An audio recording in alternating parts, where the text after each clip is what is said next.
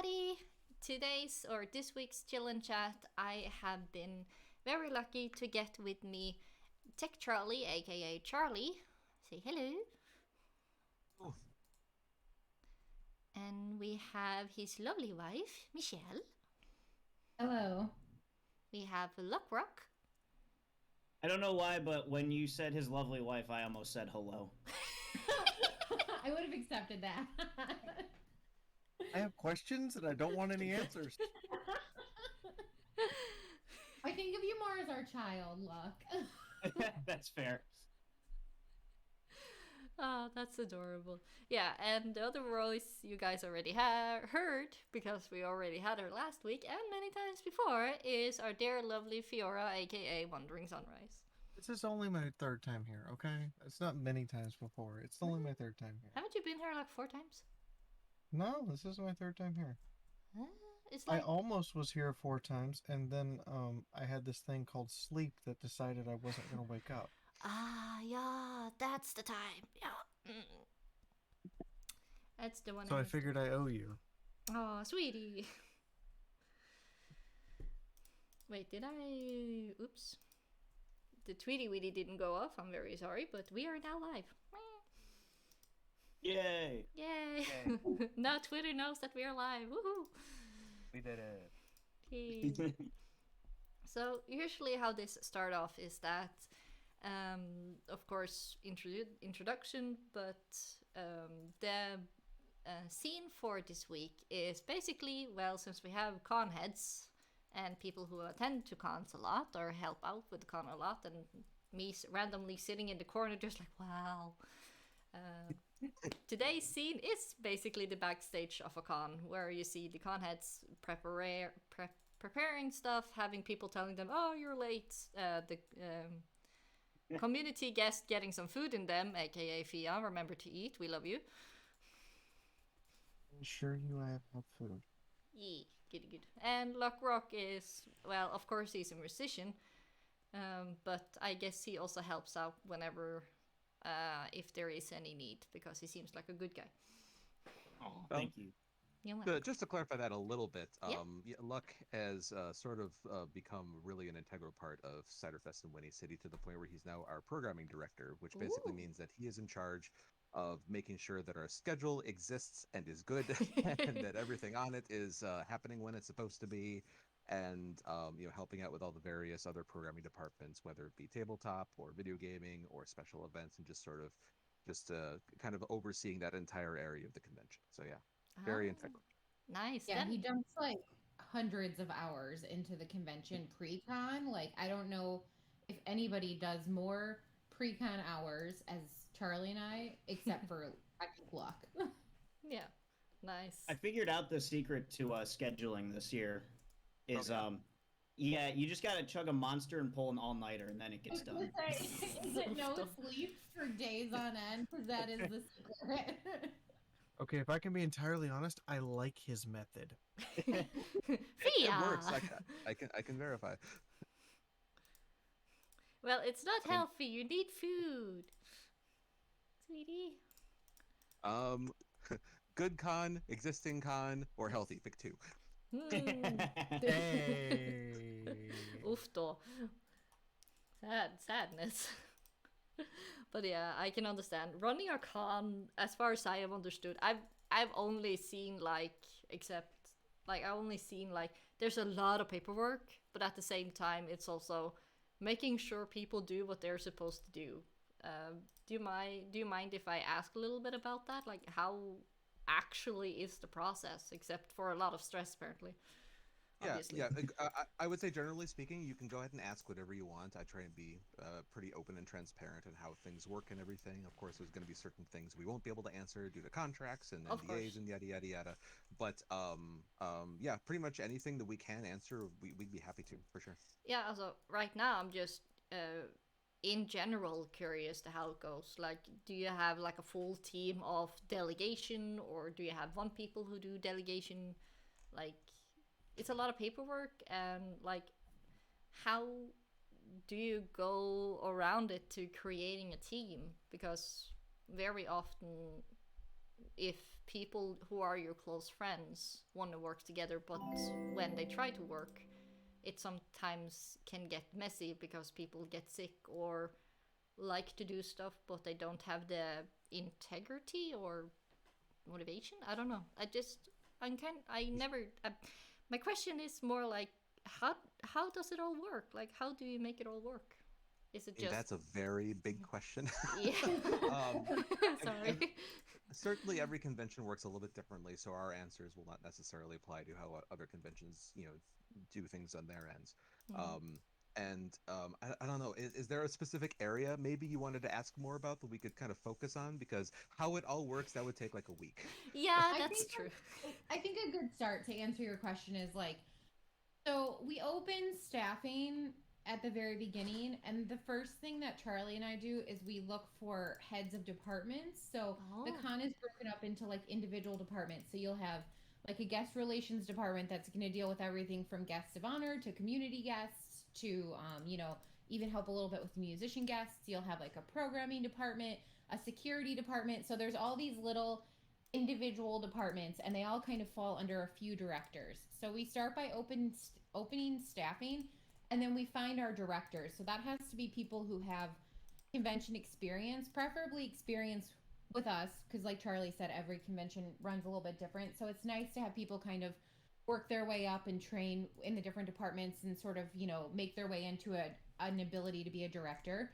So we pick the directors first, and then, or the heads of departments, and then each one of those people is then funneled the applications that they got for their individual areas, and then they get to choose their own teams. And again, it's just based on experience and who seems like a right fit for their team.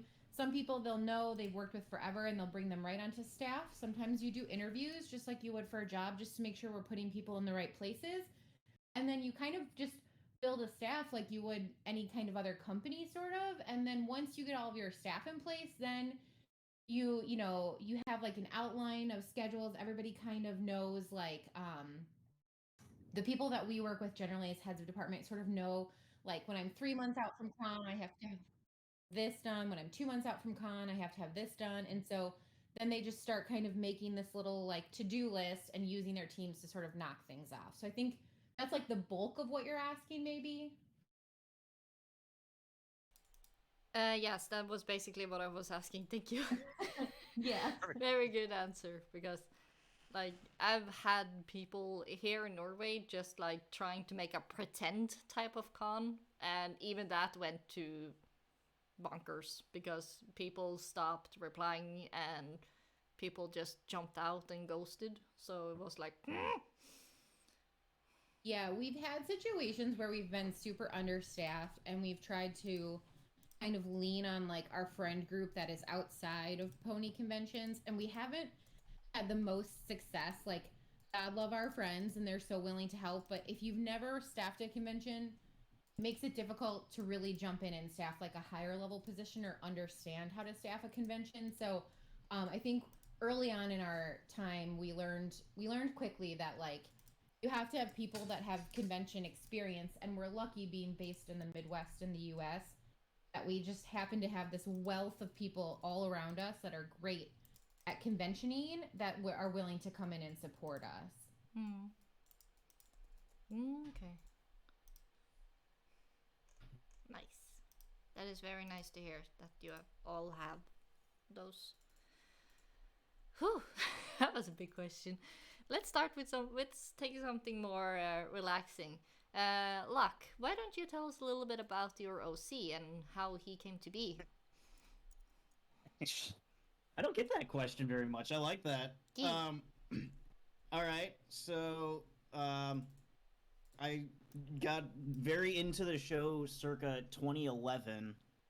And of course, as soon as you get into the show, you got to have an OC. Mm-hmm. And so I came up with a design that I thought was like right, but I don't know anything about art, and it was not great. But I was lucky enough to be dating an artist at the time, Aww. and so like I sent it to her, and she's like, "I'm gonna fix this." That's sweet.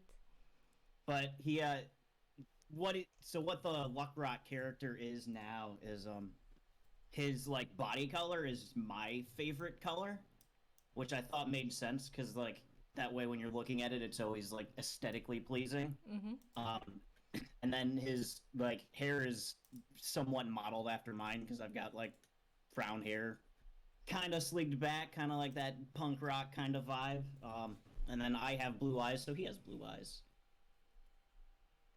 And then actually, the artist who helped me out with this too came up with the idea of a shooting star for a cutie mark, which I really liked. Sort of like a shooting for the stars music metaphor. Yeah, so that also is how your cutie mark, like, does it have any special meaning, or is it just that you are a rising star in the music community? Yeah, I've always been like sort of interested in like the kinds of careers and activities that like are very much like a shooting for the stars type of thing.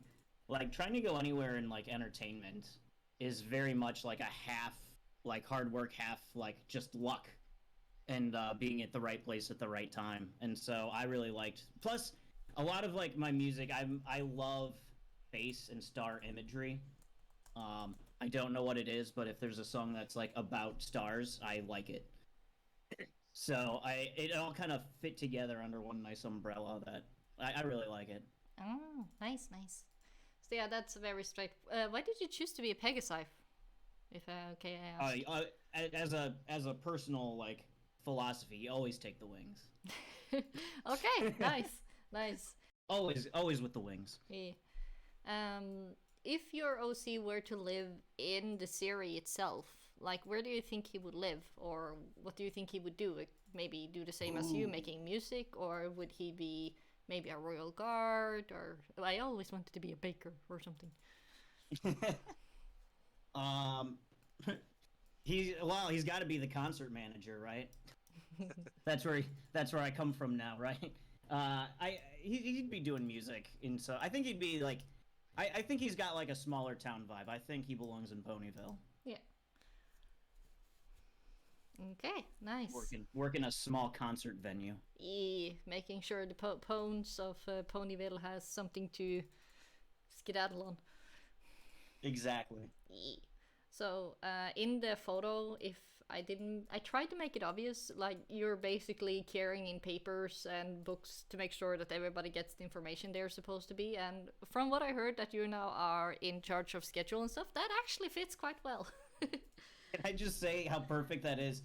A week before Ciderfest this year, I bought like a fancy clipboard on Amazon. Nice. Because I wanted, well, one, so that I could carry papers around easily, and two, because I was like, I want people to know I'm taking it seriously. Aww, dedication. That's nice. Oh God, I love you so much, Luck. The real secret is most of the stuff in the clipboard, because it's like, almost like a box, like you could put a lot of stuff in it, because it was fancy. It was like one of those like inch thick like contractor clipboards, right? Yeah. I mostly just kept snacks that I brought in there, so that as I went around to see how my staff were doing, I could keep morale high. Oh, that's nice. So most of what I did once the weekend was underway was I just gave people fruit snacks. Oh, yeah, we need more of those people, making sure people eat. Yeah. Ska vi se. Fia, do you wanna... I know you already told us about Sunrise, but if you don't mind, do you wanna tell us a little bit about it? Okay. So if Sunrise was in the show, she would probably be one of the engineers trying to clear the hillside for the railroad. As far as like, I still want to like go hold Moonhoof down and be like, where did this cutie mark come from, and why did you change my character's colors before you handed her back to me? But that will never happen. Yeah.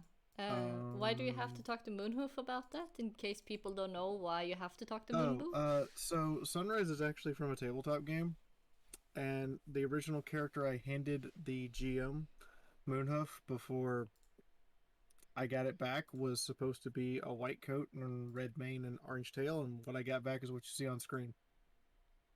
Minus the cosplay. He still hasn't told me. He still hasn't told me why. It's just it's so weird to have to say that my OC isn't something I made. It's something it's a collection of people's creation. Hmm. Neat. So, for people who doesn't know what your cutie mark is, do you mind explaining? It's a pony in power armor exploding. Pooh. Yeah, yeah, it's a power armored pony exploding, and I'm like, I have so many questions.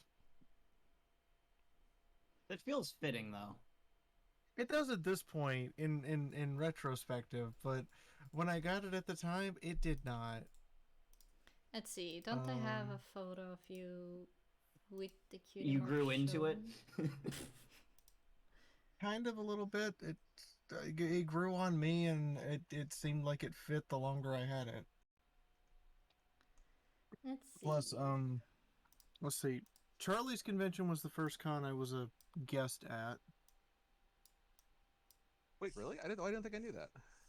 I was a featured. I was either a panelist or a featured panelist at every other convention, and I'd been to like 12 at that point in 2 years as just a featured panelist.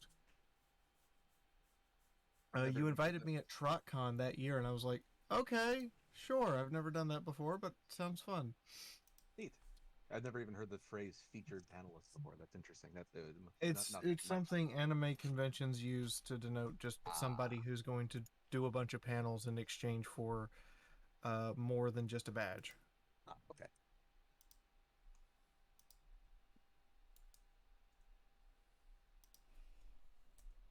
So yeah, I found one of them where you can see her cutie mark, so people now know how it looks like. Michelle. So, Michelle, darling, if okay I say so. If not, I will not say so. Would you be so kind to tell us a little bit about yours? She has a very There's no rock.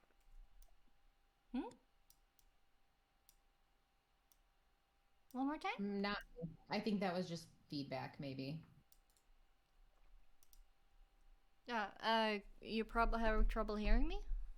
No, we can hear you. What were you saying? Basically, I was wondering if you would be up to tell us about your OC.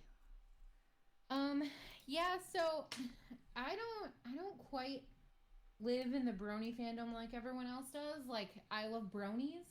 I don't really get into the show quite as much. I kind of got into conventions just in support of my amazing husband who really loves, the whole Brony world. So mine is actually created by an artist for me. Their name is Skiggles.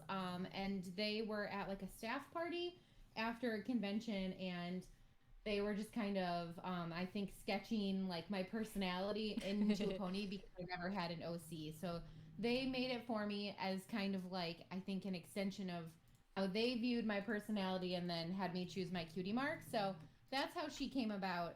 But she's an adorable little pony, and I love the little nugget. So That's nice. Do you remember her name, Michelle? I do I do remember her name, but I know we're not supposed to like get into things, so I don't know. Also, is her name a swear word or? No, her name- no. So I live in like the of the feminist world. So her name is Libby Roars, which is like a liberal feminism thing. Her cutie mark is obviously like the feminine power resist fist. Ah, okay. That's okay. Like, and yeah. Okay, yeah, so that also explains the cutie mark, but that's really sweet. Also, yeah, I forgot to ask about that as well. If you and Luckrock, if possible, can show me links to the Twitter of the artist that has made your guys' OC and draw them, so, can show them credit at the same time.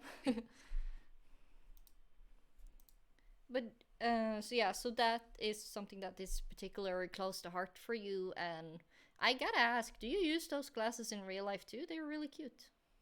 Those are my glasses like a few years ago when it was drawn. I've changed a little bit now to a few different pairs of glasses, but I generally tend to have kind of an aggressive glasses like that. Okay. Also, it is quite rare that I see other OCs with freckles. That's fun. Yeah, well, I have a lot of freckles, so um, definitely, or they definitely drew those in to I think mimic kind of my own personality, and then they asked me if I wanted to be a unicorn or the wings or a land pony. A land pony. So I went with unicorn because I felt like I could do magic then, and I like to be magical. Yee. Yeah. I thought it was. I didn't have an vector or anything that would fit in with the photos, so I was just like, let's use the dancing version I have, and then like, yeah, Michelle, you can shrink me, right? And then that's how the photo came to be. So hope it was okay. I took a little liberty. Here we go. Back on demo. I've sort of just been staring at the dance your OC has been doing this entire time. It's very interesting. Yee. It was Tridashi who made it. Ah, nice. Yee. Ska vi se. The links to the artist that made Luckrock's OC and your Michelle. I can drop Michelle's and mine in because it's the same artist. Ah, okay, Oh, super. Thank you. I'm looking. They changed their name like a few years ago, and I don't remember what they changed it to. Ah, okay. Well, that's fair. At least you're trying. Thank you. Ska vi se. Lightning Bliss is the one who made my vectors. Oh yeah. She. I have her. She still makes vectors for me. She's making one right now. Ooh, can I ask for a spoiler? It's your fault. What did I do? Well, you've dragged me on here the third time, and I'm like, I need the vector just for this show. So Okay, now I'm really it curious. it is my OC looking sleepy, holding a blanket and a pillow, and the pillow has Celestia on it, and the blanket has Luna on it, and she's just looking around like, why am I awake? Aw, sweetie, I'm sorry. Don't apologize. It's kind of funny. It's kind of fun for me. Okay, that's good. Yes.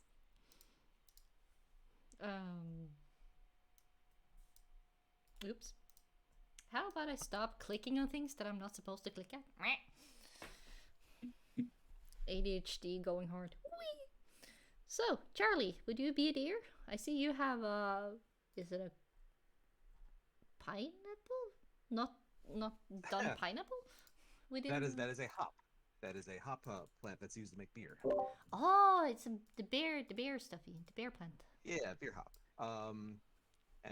Yeah, so it's a horseshoe with a hop inside of it. Lucky Hops is the name of the OC. Oh. No relation to Judy. And somebody laughed at that, but good, thank you. Yeah, so my OC basically came along. I forget what the original like ask was, but Skiggles was on Ciderfest staff at the time, and I think I needed an OC for something con related, like for my badge or for the con book, maybe I forget exactly what. But I basically just said turn me into a pony, and that's exactly what Skiggles did. She gave me a couple different. They gave me a couple different color options, and kind of like the grayish blue, kind of darker blue is what I ended up going with. I just thought it balanced really well with the brown of the beard, brown and gray of the beard. It's more gray now, but yeah, and then that's pretty much it. And then the cutie mark basically came with for those who aren't aware, I am a very big craft beer enthusiast. Ooh. I have myself have tried over 5,000 different types of craft beer. And so yeah, it's just that kind of it definitely felt right for that to be a part of it. And then just the horseshoe, just the right side up horseshoe, just representing good luck. Because I definitely feel incredibly lucky to be in this position that I'm in this community. And so yeah, that's where it came from. Yeah. So if you and Michelle were in the My Little Pony universe, would you guys still be making a con, or would you do something else? Oh boy. I don't even know what a. Well, I guess we do know what a convention in Equestria would look like, don't we? Yes, there was one in Daring too. Yeah. Yeah. So I guess that's certainly plausible. I don't. I guess I wouldn't be doing at least in G4, I wouldn't be doing the other thing that I do professionally, which is basically just computer networking stuff. That's not really a thing. That wouldn't really translate too well. So yeah, maybe I would just get into event planning. What about you, Michelle? Michelle, what? I work in fashion, visual merchandising, so I imagine I would be somewhere in those shops like that Rarity works in, like merchandising and just living sort of in the fashion visual world. Key. So I guess you both would live in Canterlot? I think I would be a Canterlot pony, yes. Yeah, I could say that, or um, any of the big cities, I would say, yeah. The Diamond Place. I would like to live in the Diamond Place. Diamond A Place? crystal place. Ah, the Yeah. Crystal Empire. Yeah. Yeah. Yeah, it is Where, shiny. where the ground ponies and the wing pony live? No, Yeah. I don't think they What had is a wing Pegasi. pony called? It's Pegasi. Pegasus, right. Hmm. Hmm. A lot of fun. So, what actually made you guys start? Like, who came up with Ciderfest? Like, how did that happen? Okay, so the first Cider Fest happened in 2014, and at that time I was just an attendee. Michelle attended with me, and Luck, as far as I'm aware, you were not at the first Cider Fest. My first Cider Fest was 2017. So the convention was originally started by a guy named Corey. He owns slash runs Corgi events. At the time, it was Ponyville Bronies, but then because at the start he started just doing pony conventions. He's the one that started Ciderfest initially, and then did the initial planning for Winnie City PonyCon. He has since expanded into FurCons, and so the name of the company changed to reflect that. So now it's Corgi Events. LLC. But yeah, so he, I don't really know if there's much of a story around how how Ciderfest like got started beyond what I've just said. Just that he's the one that started it. I found out about it maybe a couple months beforehand, and this is shortly after I decided that I was going to identify as a brony, and I was very much into the fandom and everything. And I just asked Michelle if she wanted to go to Ciderfest with me. And Michelle, would you like to explain how that experience was for you? Because this is one of my favorite stories. Yeah. Aw. So I got tricked. So Charlie and I, we like to go to a lot of different beer festivals because we're craft beer lovers. And so Charlie just said, like, do you want to go to Cider Fest? It's like a cider convention. So I thought we were going to like a beer festival. So, and then like, so if you've ever been to Cider Fest, there's like at the old hotel that we were at back then, there's like this escalator that takes you up and it kind of like opens up onto like the giant floor that is like the convention. You can kind of see everything happening. So we're like going up this escalator and I think I'm like about to enter a beer festival and I just walk into a brony convention and I was like, whoa, there's a lot of people dressed like ponies here. Like, what is going on? It actually ended up having like the best time. We made like instant friends. We met a lot of people. And we had like the best weekend, but yeah, it was not quite what I expected or thought it was going to be. I personally, I love that story so much. I still don't really recall that being an intentional trickery, but it certainly worked out for the best.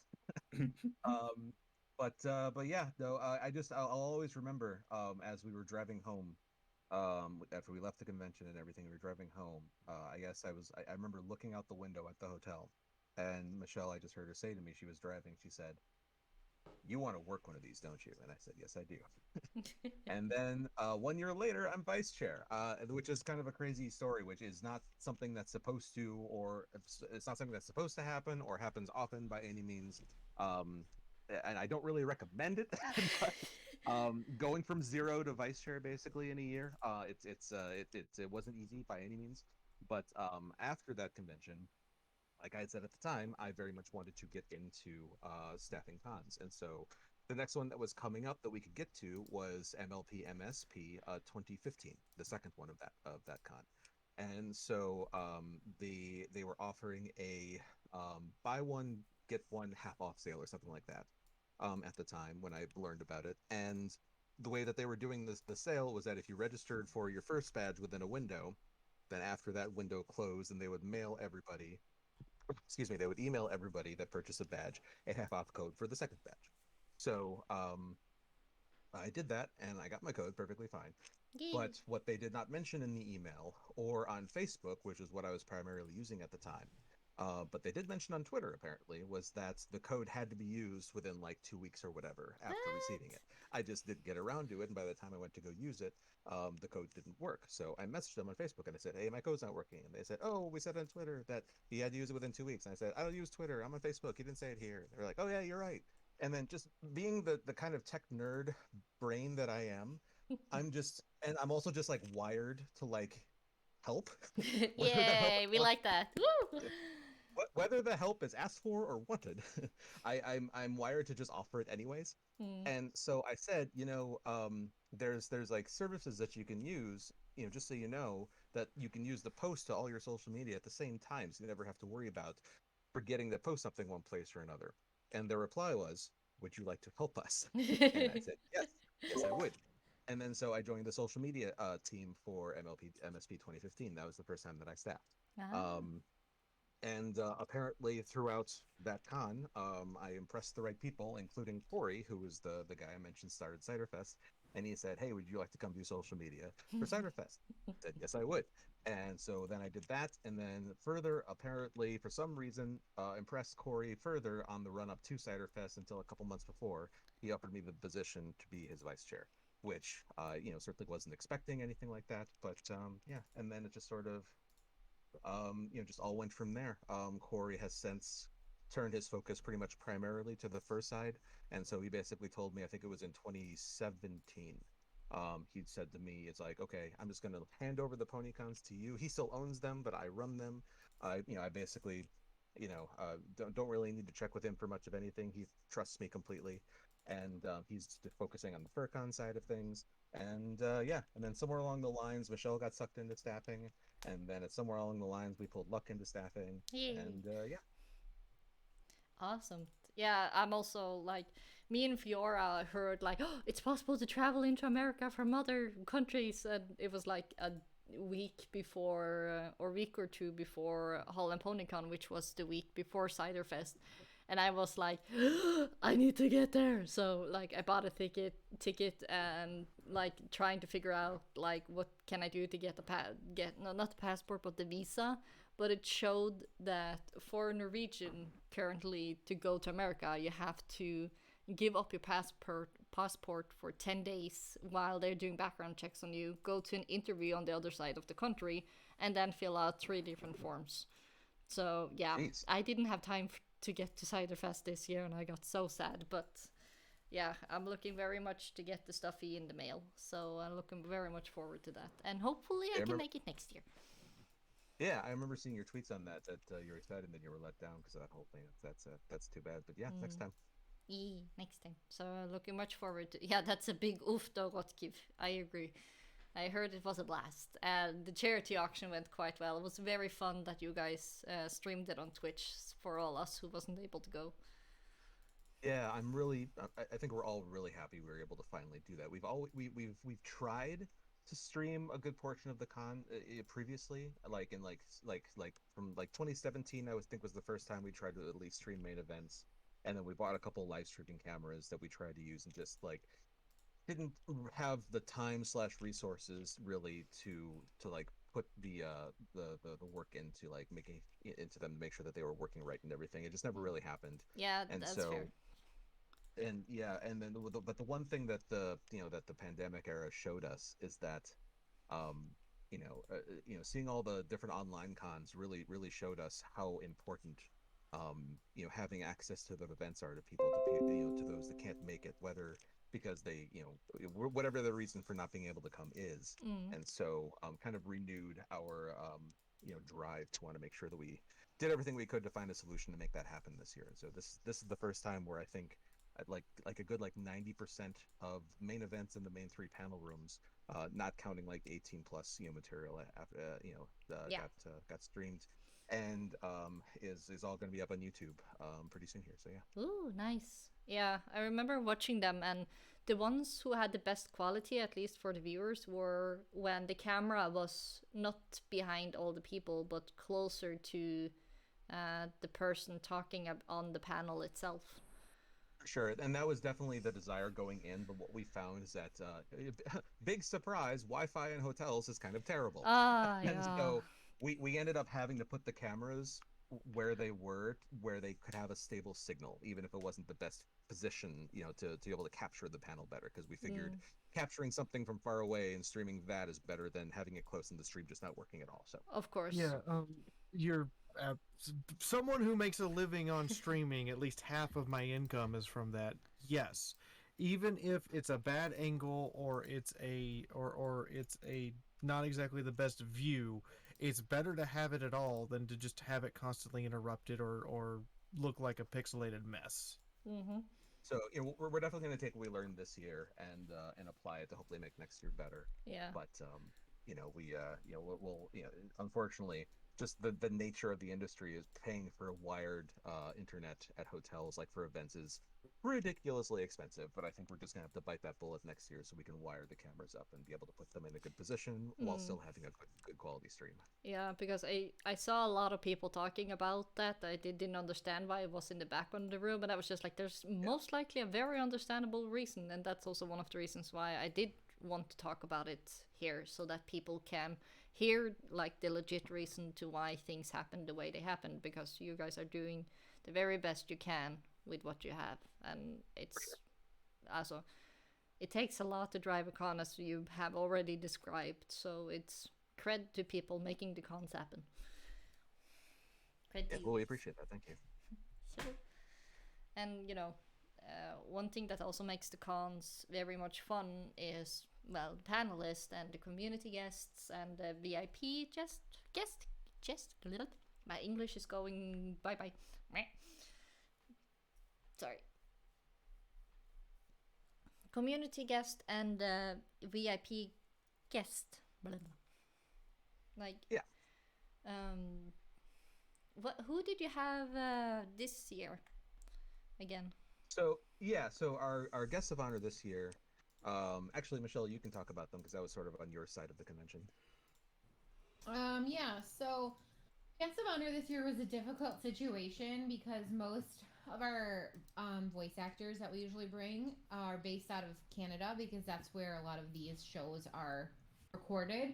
And getting across the border is not an easy feat right now with the COVID situation. So we were very last minute on the guests this year, more so than we like to be, because we just kind of had to wait until the last second to make sure people were gonna be able to get here and get back, and then to see who was available and could easily come over. But luckily we had a couple people who were already in the US that were able to come and help us. So we had Sunny Westbrook and Katrina Salisbury, and so they were there, and they're always amazing. They're some of our favorite guests. They're always fan favorites. And then we were able to bring Cole this year, and he was I don't think anybody met Cole that didn't immediately fall in love with him. Like, he's just like the happiest, like bubbliest person, and he wants to know everybody's story, and he became like the fan favorite of the convention because he just wanted to talk to everybody, and he seemed to like become a brony like on his own throughout the weekend. Like, he just like fell in love with the fandom, and he was such a great human and such a light to have at the convention. And then we had so he's basically like a male version of Ellie Ray. That's amazing. Yeah, maybe a little bit tamer, but yeah, somewhere in that realm. And then we had oh my gosh, why is her name evading me right now? Raquel. Yes, thank you, Raquel Belmonte, who is Fluffle, A kerfuffle. Kerfuffle. Flufflepuff is a character, but it's a fan character. Oh, the Flufflepuff is like the pink sheep, right? Yeah, basically. I mean, I think it's still a pony, but yes. Oh, that's a pony?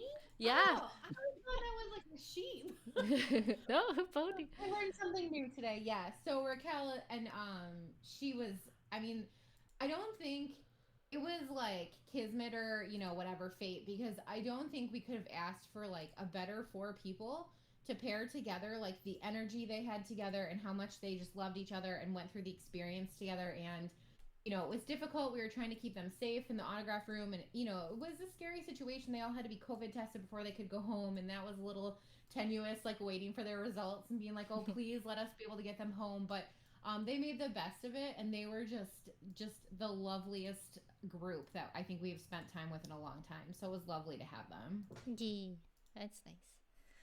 So let's Yeah, move I can over see to. in Sorry. I was just gonna say, I can see in the chat everybody talking about how much they love Cole. That's nice.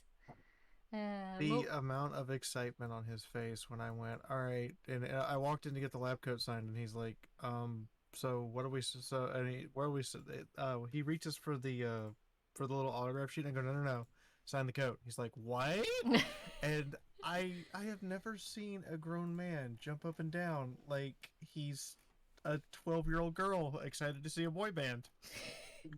Yeah, and for autographs, we had to like kind of make all of these contraptions to try and keep everybody safe. So we had these like giant plexi boxes that we would put our guests of honor in. So then, and then the person getting the photograph would stand on the other side of kind of this plexi wall so that they weren't breathing on each other, so they could take like safe pictures together. And I cannot even tell you, they're some of the best pictures I have ever seen come out of an autograph room, because they used this wall to their advantage. They were like fighting through it and like high-fiving and like there's like whole scenes coming out of using these kind of plexi walls as these dividers. And they were so cool. But also our guests just kind of like rolling with us and having to deal with you know like our attendees just having to deal with situations like that and being so cool about it. So it was we got lucky. It was a really a nice situation. That's nice. Oh, it sounds really fun. Too bad I didn't see any of them. But moving on to what shall I say, the other entertainment part of the con. Luck, why don't you tell us a little bit about the music part? Yeah. So prior to moving up to programming director, and my typical role with most other cons presently was I used to be Ciderfest's music manager.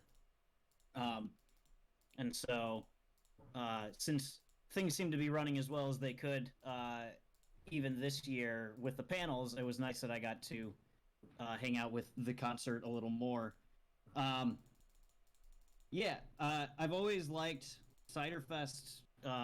In 2018, for those who may not know, or for those who remember, went with the music theme.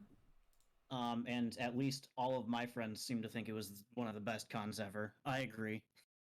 But Ciderfest sort of made a statement about, how great the music community still is and put a spotlight on that. And I really appreciated that. And that was actually how I got into staffing in the first place, was because I listened to every new song in the fandom that comes out, and so I keep up with it. So when they announced the music theme, I put in an application like, "Hey, I might have some input that could be helpful." Um, so I love the concerts, and Ciderfest this year was really cool. They were able to bring in some newer names, since during the pandemic, a lot of it gave a lot of musicians some more time at home to kind of work on their craft and release new content. And a lot of new names sprung up that were really talented. And so, with Ciderfest being one of the first conventions back, it gave us a chance to highlight some of the newer talent. Like Sound Bandit was someone who's new that we were really excited to have. Um, Blue Brony, who's played a few times before, but was really just starting out in 2020, playing live, got to do. Michelle, do you remember? I remember I was standing next to you when he did his final song at the gala. He was the one who went off stage for a minute and then came back as a vampire. Oh my god, that was the wildest Brony musical experience of my life. Like when we came in, he was singing like this ballad, right? Like it was so emotional and it was like this slow song and he was so into it and it was like very like operatic or whatever. And then all of a sudden, dude goes off stage, comes back on in a costume, and it was like freaking James Brown, like I swear to God, it was like the kick and the scream, and then like he changed into this whole other human. It was so wild. I'm like obsessed with him now. Actually, that like really beautiful like ballad song he was singing is one of my like all-time favorite songs to come out of the fandom. It's so beautiful and well done. It's called Imperfection by Blue Brony for anyone who wants to look it up. It's gorgeous. But the fact that he can do 5 different songs in like the 5 most drastically different genres you can imagine, it's so much fun to watch. Man, who else did we get a chance to highlight? Well, so the reason Nami. yeah, I was Oh, going to go say ahead. the reason that we were in the gala at the end of Blue Bernie's performance is because I kind of wanted to check out Nami because she was right after, and yeah, she was really great too. Oh Yep. yeah, I love Nami. It was really fun to kind of watch her go from like a little bit like maybe more shy at first, and then like you literally just watched her become like so confident through her performance, and she was so good. Oh yeah, Nami has an incredible voice. Um, and so I'm really glad we were able to showcase that. I don't think she had never had a set to herself before. I think that's what she Um, said. Yeah, it was like her first time performing like on her own on stage, so she was like a little nervous, I think she said when she came yep, out. But yep. it was so great. And she was another one where like when you're interacting with them off stage, their energy is just so contagious. Like she was just this little ball of like positivity that made you want to like smile and giggle when you saw her. Yeah, that's very accurate for Nami. She's fantastic. Mathematic Pony we got to have. She's also she played at Everfree Northwest, and like at that point, everyone was like, "Who is this? And why did we not know who she is?" She's a musician who can literally. I'm almost offended at how talented she is how I phrase it. Yeah, She we caught a little bit of her performance too. Shell, I think you were with me. She has the like the short black hair with like I think she had like a black jacket on Saturday. Yeah. Yeah. Yeah, yes. I just loved how many new people. I mean, I love everybody. Like, the Wonderbolts are always amazing, and Odyssey was so incredible this year. But like, um, it was nice to have like all these new people that, as somebody who doesn't live in like the fandom world, like I've never heard of them. So it was so nice to like see new people and see that there's still art being created and see how talented they are. I thought it was really cool that you brought them all up. can I share this? This was concert related. Probably my favorite thing that happened that weekend. I had already kind of mentioned there was a new name Sound Bandit that we were able to work into the lineup, who is just like this bizarrely creative like enigma of their own. They do a kind of newer style music called hyperpop, so it's like very processed and very high energy. But they're amazing, and they played on Friday, and and while I was like kind of making the rounds, making sure everything was running well, everyone had what they needed before the concert, I got a message on my phone from a friend who said that they were near registration, and Sound Bandit's mom had just showed up. They had overheard just off chance because they knew I was a big Sound Bandit fan. And then I had like a radio for staff, and like 5 minutes later, I heard like, "Hey, this is registration. We need some help for a musician's mom." And since I'd already gotten that message, I was able to respond right away, like, "Hey, yeah, I know who that is. I'm on my way. I've got this." Um, and Sound Bandit's mom is like the most wholesome.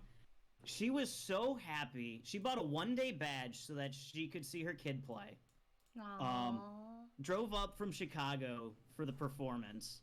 Um, and she was just so excited. This was like 3 hours before the concert was gonna start, and I met with her, and like told her like, okay, yeah, let me show you like where you'll go and whatnot. She was just so excited to be there, and I'm sure like the whole setting was like bizarre and weird to her, and she did not care. She was just like jumping up and down at the thought of like getting to see this stage. um and so I was excited to see her see Sound Bandit. And then Sound Bandit went on and had like one of the most intense crowds I've seen. It was amazing, and then I got to talk to their mom afterwards, and it was so wholesome. Like it just made my whole weekend. that like she was there and happy to see him, and like it's so great. One of my Okay, favorite things. I'm just gonna say I'm gonna go off topic for a second because brony moms are like, or brony parents are like the best thing in the world. That I think that's literally what like solidified my interest in like supporting the conventions and helping out was when we were at MSP. Charlie was doing social media. I didn't have a job. I was just kind of tagging along, and I ran into this mother who was, registering her kid, and he was a teenager, but he, he had never been kind of in this like open environment on his own, and she was a little worried about him. He had some things that he was dealing with that made it a little bit difficult for him to be in like big groups, but he wanted to like try and do the convention alone. And this woman was like, "Oh, do you work here?" And I was like, "No, I'm just kind of hanging out. Like, do you need something though?" And she was like, "Yeah, just like my son, he wants to try and do it alone, and I want him to be able to, but he might have a meltdown and I need to be here. So I'm just going to sit outside in my van for 12 hours in Oy. case he needs me. Can I like give you my number? And like, I'll just tell him like, if he needs help, like you're a safe person." And I was like, "Oh, sure." And so this woman literally sat in her car for 12 hours. And once during the whole convention, he came and got me because he wanted to sing a song for karaoke. And he was like struggling on figuring out how to like put his name in and ask for help. And so we went in and helped him get his name in for karaoke, and then he asked me to stay and like wait for him to do his song, and he did his song and he was so excited. And then No. I walked him out to his mom, and he told her he did karaoke, and she was like sobbing, and I was like, "Oh my god, I cannot take this." Like, That's so sweet. brony parents are just the most amazing humans in the world, and I love them all so much. Aww. Yay. Happiness.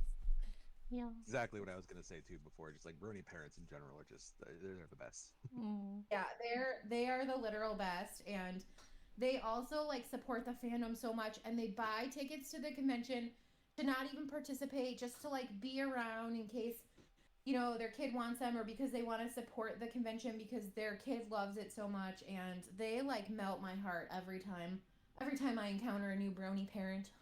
Mm. Oh, that's so sweet. No, happiness. But I interrupted Luck, and he probably has a lot more to say about music, so you keep going. Oh no, that was actually like the perfect place to go in because now I'm like racking my brain for like, oh, there's so much great stuff at the concert. What do I remember? It's too epic. It's blowing my brain. It's for like, it's always fun for me because especially staffing and like running around all weekend. I don't get that kind of exercise normally because I like at a con you're on your feet most of the time, working on stuff, getting stuff into place or whatever. Yeah, that's why I So always wear jog shoes. Good jogging shoes. Oh yeah, absolutely. So like each day you wake up progressively sorer. Yeah, that's so true. And I have this issue where if I'm at the concert and I hear a song I really like, I'm gonna be like jumping up and down and dancing and going crazy. So, who needs works out when you have cons? No, But no. that's- I that's- get his pain because for me, like by Sunday, I'm like, what time is the vendor hall open? 10? Yeah, I'm gonna open my cell at 10:30. Oh yeah, exactly. That's the nice thing about the concerts being at night. But like, so usually like before too long on Saturday night's concert, like every limb that I have like hurts, and I can't be just like jumping up and down consistently and throwing my arms around. But then a song that I really like will come on, and all of the pain goes away for a little bit, and I like start partying hard again, and then Regret the it song afterwards. ends and it all comes back worse, and I'm like, okay, I gotta slow it down. And then another good song comes on. I'm like, all right, we're going, let's do it. Kind of That's sounds like how ADHD work. It's like you get to the point where you can't sit because once you sit, there is no more get up for that day. Like everything Yep. hurts so bad. You're like, "Oh my god, this is the end." And so you're like doing, like Friday night and Saturday night. Usually we have to be up so late. Like I think Friday night was like a 2 or 3 a.m. Finally everything was closed down, and it's like everyone's like, "Oh, do you want to just sit while this is finishing up?" And I'm like, "No, there is no sitting until I get to my room because then there is no getting up after the sitting." It's like when you go to Disney World and you do like 40,000 steps a day. That is a convention. It's like 3 days of Disney World. Wow. Yeah, that's pretty much every time. By I get home Monday evening and I just go to bed. I don't even unpack with the bags. I don't deal with anything until Tuesday morning. Yeah, we do the same thing. We like mm. we grab food on the way out of town, and then we get home and we just like curl up on the couch with our animals in like a Oh. giant cuddle puddle, and we don't move for like 12 hours. You go into hibernation for a little Yeah, while. no, that's pretty much it. You just go into hibernation. You're just like, I'm done. No more convention. Done. And then the Uh, next one shows up. Hello. I remember doing 21 conventions in 2019. Ooh. And I remember by December I was like, I don't want to get on a plane for the next 3 months. Period. And then we went into lockdown, and I'm like, I'd like to get on a plane just to say I can do it again. Yeah, be careful what you wish for. So with that, I also want to ask Fiora. You are both a part of the community guest and the vendors and the panelists. Do you mind like letting us know a little bit about how you do or how people can do that sort of things on the cons? Because that's also like if the vendors weren't at the con, there wouldn't be much things to buy except the con merch. Even though the con merch is very nice and we all would like some. Um, so everything has its own kind of pace and rhythm. So what ends up happening for me is the convention technically starts the week before, where I'm just planning out how to pack everything because airlines are like, your bag can't weigh more than 50 pounds or we're going to charge you $75 per bag. And I'm like, okay. Um, so there's that. You have to plan out how to arrange the bags in order to not overweigh them. I have to do all that the week before. The week of the convention is record video, record video, record video, record video, and then get to the con. And Thursday is pretty much just set up the vendor table. That's all I'm doing all Thursday by the time I get there. And then trying to disappear because I don't know about like people like who are more famous than I am, obviously, probably have the same problem where everyone wants to talk to them and you have no energy because you just got off a plane. Um, it's not that I don't like these people, it's that I just don't have any energy and I don't know about Michelle, but Michelle, do you wear makeup on a plane? Michelle stepped. Oop. Michelle Oh, had stepped away for just like 2 seconds. Sorry. okay. No, but I don't wear makeup when I'm traveling. I'm in like lounge pants and a t-shirt at best.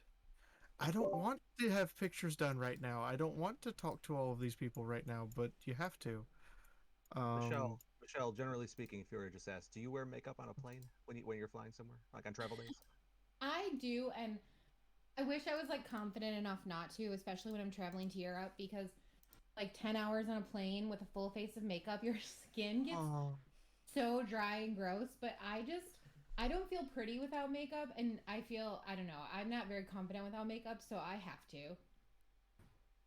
It's not I that they're trying to am convince her otherwise.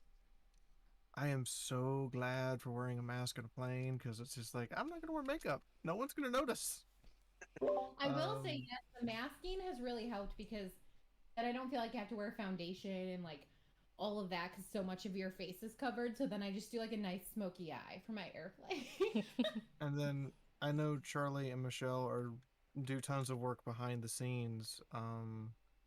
But what a lot of people don't realize is that people who do streaming for a living, people who write books, people who do reaction videos or analysis videos or what have you, we're not the same person in front of the camera we are off the camera. So when we go to a convention, it's okay. We're basically on the entire time. Um, and it's really high energy the whole time. And if you're not prepared for that, you're going to uh, pass out. I passed out at BronyCon because I just didn't have enough sleep. So that's what it's like from my end. Is it's basically okay. Turn on the camera, except for 72 hours straight. Oof, though. Uh, And no more but I passing out. would, but I wouldn't trade it for anything. Charlie was actually worried about me because I disappeared Sunday night and someone said, "Oh, she's not feeling well." And it's like, well, no, I just didn't know I needed to take that much medication in the morning. But no, it's fine. I would do it again in a heartbeat, even if it meant the same result Sunday night. Well, let's try and not do that though again, please. That's fair. That's fair. I appreciate that you're willing, but let's try to not. Trust me, you're like, let's try to not. And my wife is, and my wife over in England is like, if you do that again, and I'm like, okay, don't kill me. Oh yeah, Hetty Weddy, that says that the BronyCon was when her community decided to create a role on her server to make sure she looked after herself. Lol. So yeah, that kind of happened. I also tried to, like, not exactly look after her, but I tried to make sure that she had some food close by most of the time. And I tried not to be annoying. All right, look, I get it. I don't adult very well, and I think that's because I had to start adulting very early in life and didn't get to have that like awkward teenager to adult phase because I had to start being an adult when I was 16, and at this point I'm like, I don't want to adult anymore. That's when your friends can sneak a lunchbox in from time to time. Yeah. But I do appreciate Charlie and Michelle and all the con chairs because I have friends who are con chairs and they're my friends outside of the convention, and I play video games with them every night. Every night, and do you have? And I imagine that Charlie might have this experience as well. I literally just listen to one of them explain to me at least once a week everything that is driving them nuts about the convention they're running. Oh. Yeah. Yeah. No denial. Just yeah. Yeah, we're a real good time at parties with non-bronies because they'll we'll be at a family party and they'll be like, "What's going on with you guys?" And we'll be like, "Well, the convention." And then my cousins will be like, "Well, I'm really glad I asked you." But I have one friend who runs an anime convention and another friend who is on the executive board of a brony convention, and they're in the same gaming chat together. And the amount of times where I've sat there and been like, okay, you know what? I go to enough conventions as a guest. I should be willing to sit in here and be the therapist of people who run these things because, dear God, I can't imagine what's going through. And I really hope I'm a decent guest and not someone that they're like, we like her because she puts on a good show. We hate what goes on behind the scenes. No, Fiaura, if we didn't like you, we wouldn't bring you back, even if you put on a good show. I know that. I know that's from you guys, but like, I also know that anime conventions will literally bring people they hate to have, but because they put on a good show. So I can never tell with an anime convention, and I've only done 2 furry conventions, so I have no idea how that works. You bring up a good topic because it comes up a lot on social media, but and Charlie might want to comment on this more, but I think it's good for people to know that like the conchairs don't just pick and choose who comes based on who they like or they don't like, right? So it goes back to what we said in the beginning, like everybody has a team and their team has a team and their team has a team and people do their own jobs. So, like Luck's in charge of programming. So Luck has a team who knows the convention and they choose like which panels are going to get accepted based on what's right for the convention. So, if in general, I mean, like, we try to get along with everybody, but like if for some reason you felt like you had a beef with like me or Charlie, like it doesn't mean you're not going to come to the convention because we put business above all else. And that's why we kind of have these steps that we have. So like, it's done in a very like professional, like, what's the word I'm looking for, Charlie? Like non-feeling way. Like this is what's best for the con. So these are the people that are accepted, community guests, like everything like that. Yeah, I've gotten accused in the past from vendors that didn't get accepted to the vendor hall of me having like a personal problem with them because they didn't get accepted multiple times. And no matter how many times I explain to them, I have literally nothing to do with vendor acceptances. That is somebody else. Like it's still apparently my fault personally, and some like personal grudge against this person that they have not been a vendor for that they were denied to be a vendor like multiple times. There's like, no, this is not me. Whatever you've done, That is that happened has nothing to do with me. Which That is like is so important why we have all those different steps, because and it's not just us either, right? Like we wouldn't want panels to not get accepted because Luck didn't like somebody, which I don't actually think is possible because Luck is like everybody loves Luck and Luck loves everybody, but that's why we have all this, right? So it's like a whole team of people making these choices so that it's not like one person isn't being accepted because they've got beef with like one person in the fandom. Like it's a very democratic process. What were you gonna say, Fiora? Yeah, I get to listen. I get to hear from a bunch of those people who are my friends who are utterly convinced that X convention has a grudge against them, and I'm like, no, that's not how that works. Yeah, Because if you haven't gotten an email from me, literally me, or the convention account saying you are banned, then we don't have a problem with you, probably.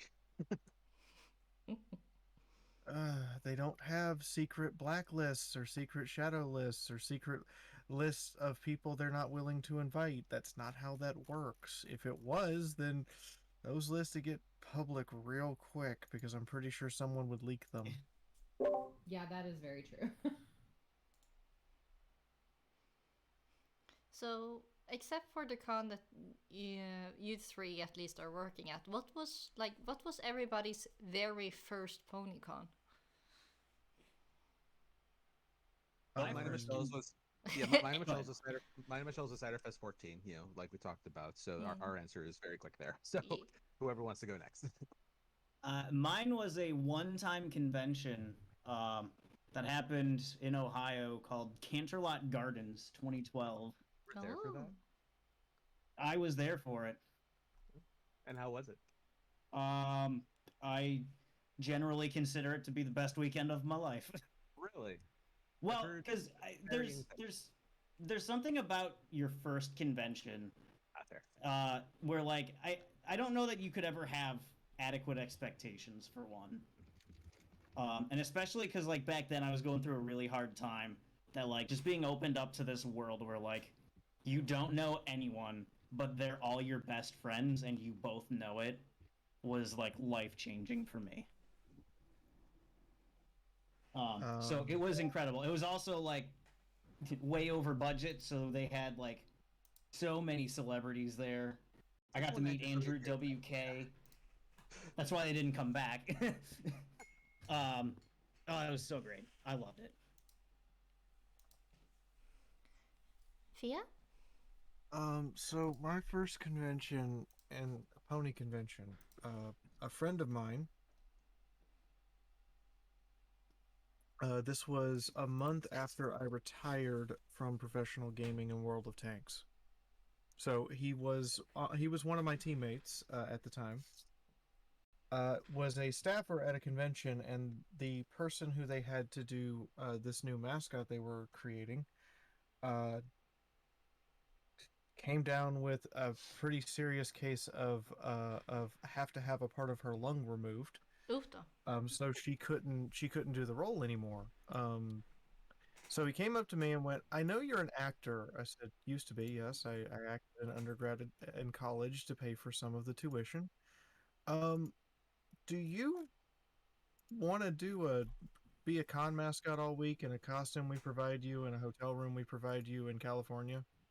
Okay, Oh, that sure. sounds fun. That sounds fun. This was BabsCon in 2016. I'd never watched an episode of My Little Pony, and I showed up to this convention to play a mascot. Yeah, this was the tall pony with two horns. This was me playing Queen Quake all weekend. This is why I play her at BabsCon still, because they still want me to come back every year and do that. But I had an absolute blast. I think the best memory I had was Saturday night. There was the VIP dinner for all the sponsor and patron badges, and Lauren Faust was there, who I didn't know who that was at the time. I didn't know anybody who was there at the time. I didn't watch an episode of the show until 2 a.m. Monday morning after the con was already done. But there was a kid outside who had the highest tier badge available for the convention, but had such terrible social anxiety he couldn't even go in the room. So I looked at the other mascot actors and I said, I've got an idea. We proceeded to funnel one at a time every single guest of honor in the VIP dinner out to him in the hallway, and he got 5 minutes with everyone. That's really cool. And just to see how much his face lit up, to see his mother absolutely crying and seeing her smiling so broadly that I thought for a moment her face might get stuck that way. I was like, okay, yeah, I'm gonna watch this show even though I have no idea what it is because there's something here that I need to know about. And then about a year later, I quit being I quit my tenured job to do full-time convention work and streaming, and haven't looked back. Thanks, ponies. That's really interesting. I've never heard of a. I think that might be the first story that I've heard where somebody became a fan of the fandom before ever having seen an episode of the show. That's really interesting. I like the chair of the con sat down with me and said, "I know you haven't watched the show, and we've just closed the Dead Dog Party. Do you think maybe you want to watch it?" I said, "Sure. I'll give it 3 episodes and see what happens." 2 a.m. started, and then 7 a.m. came around, and I hadn't slept yet, and I was on season 2. Yee! That's how it goes. And then that next day, I went to see a movie with the con chair, the head of Viper, Jen Blake, and one other person who was on con staff. Doodle? We all went to see a movie and just hung out for hours. And Jen Blake sat in the movie with colored pencils, watching the movie at the same time, drawing a picture of the Power Ponies, signed it, and handed it to me and said, "Thanks for a great weekend." And I'm like, okay. I don't know who you are or anything, but sweet. And that was apparently the last convention she ever attended. Aww. But my wall at the house has this Power Ponies drawing on it. It's the first thing that ever went on the wall, and it's just colored pencil done by Jen Blake. So yes, I became a fan of the fandom before I ever watched the show. Thanks, Charlie. You're welcome. That's nice. And then the first time I was a guest was actually you inviting me at TrotCon that year. And the only reason I showed up to TrotCon is because Darkly reached out to BabsCon and said they needed panels filled. How many panels are you doing next month? How many panels are you doing on BabsCon? 7? Plus I'm on 3 other panels that aren't mine primarily, so 10. 10. I'm doing 10 panels. Jeez. Wait, next month? Where at? TrotCon's Christmas. Oh, right. God, I keep forgetting there and Christmas is here. What are you doing for TrotCon? I am concert manager, and I'm doing 4 panels. Oh, nice. And I'm playing in 2 of the sets. I think this is going to be the first trot in, like, I don't know, 4 years that we're not going to make it. So I hope you guys have a lovely time. What were you going to say, Fiaura? I'm kind of envious of you guys. You can go to concerts. I can't go. I'll be there the whole time. I can't go into a concert. I'm tone sensitive, so if I stay in there too long, I end up with a massive migraine or a concussion. They will be streaming the concerts. So... That's true. That's true, but I can never go in person. Yeah. We found that out when I was in 6th grade. We took a field trip to see the Trans-Siberian Orchestra, and it knocked me unconscious. Oofta. Earplugs or muffs help at all? Earplugs help, but it's not 100%. So I just end up not going to concerts. I usually just sit outside and listen from the outside. You know, and we were talking about how, like, the staff pick, like, people to vend and who does what panels and whatnot earlier. It reminded me of my favorite email I've ever received from a convention. It came from Winnie City 2019, where that was when I had first started taking over concerts for Charlie. And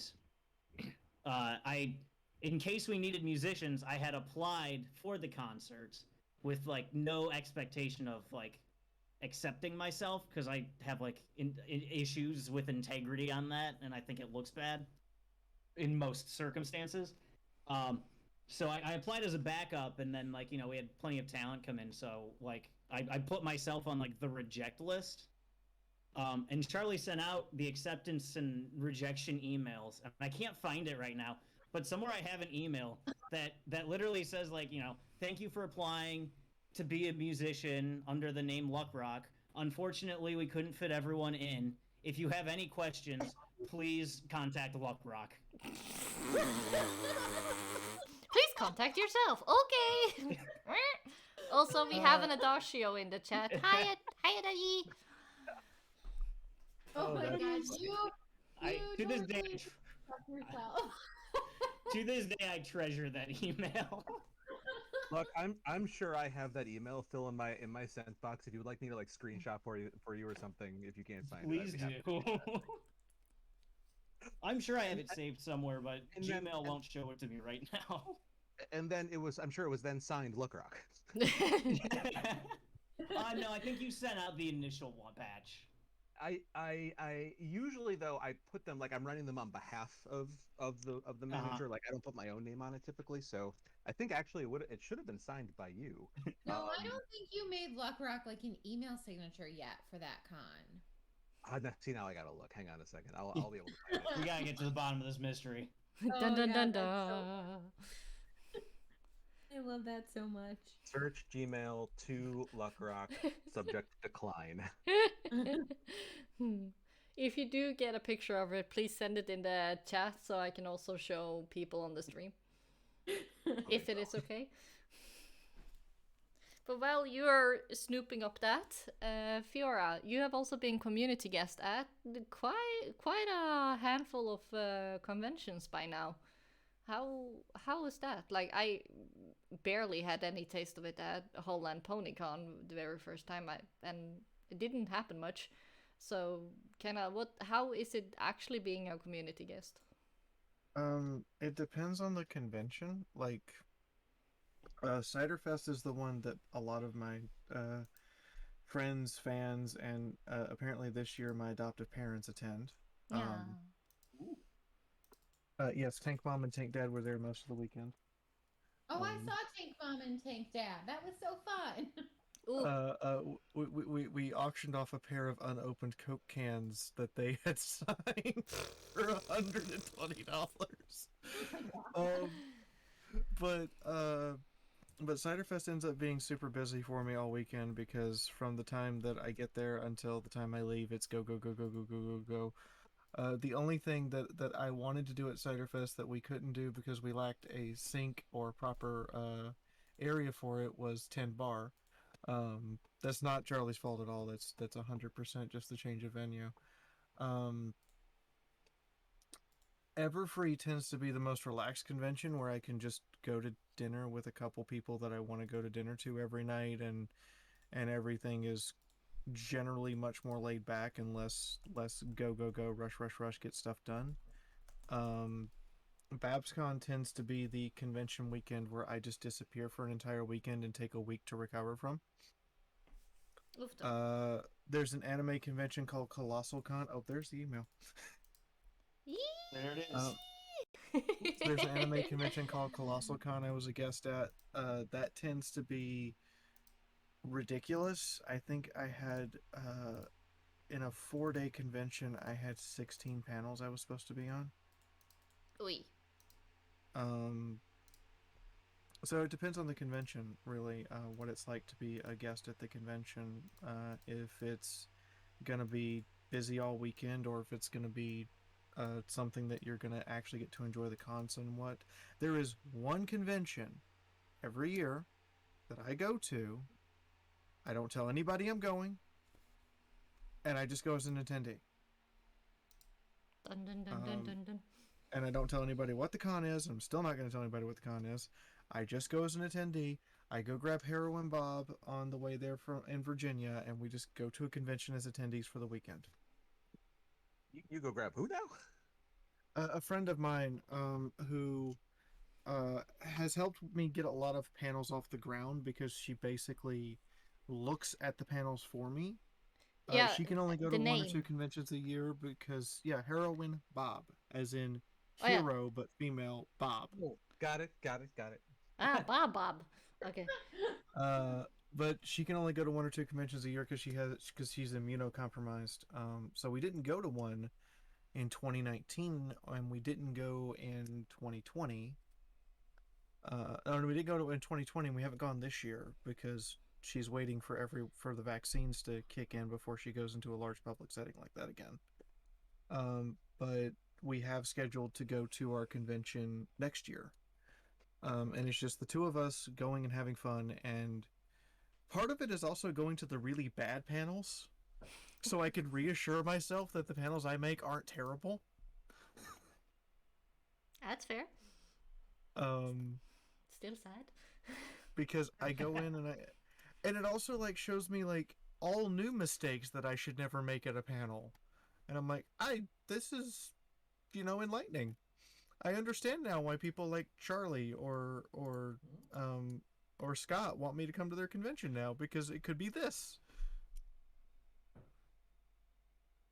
I'm sorry, I literally have no self-confidence 90% of the time.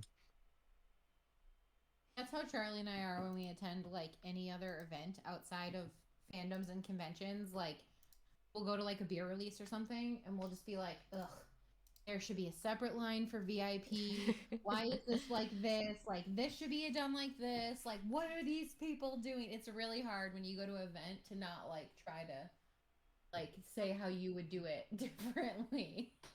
I haven't been to a convention just to attend a pony convention at the very least, just to attend since Ciderfest 2014. I've either been there on staff or I've been there to like work a table to promote one of my cons at another con.